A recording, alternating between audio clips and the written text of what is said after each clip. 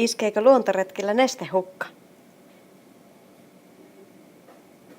Kurre on luonnossa kävelemässä, mutta hänellä on kauhea jano. Kannattaa ottaa mukaan äärimmäisen kestävät Laaken juomapullot. Laaken kyllä kestää, vaikka Kurre hakkaisi sitä ja vahingossa heittäisi sen jopa puuhun.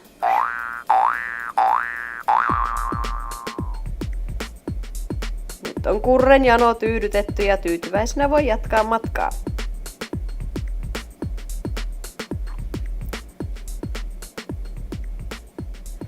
Myös sisäoloissa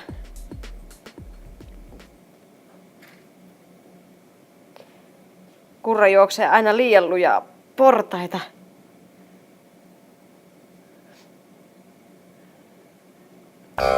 Joskus voi pullo jopa tippua.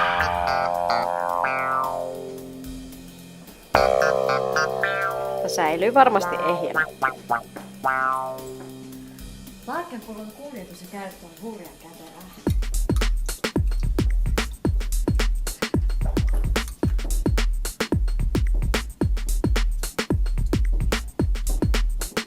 Pidä korkki kiinni tai ota koko pullo käteen.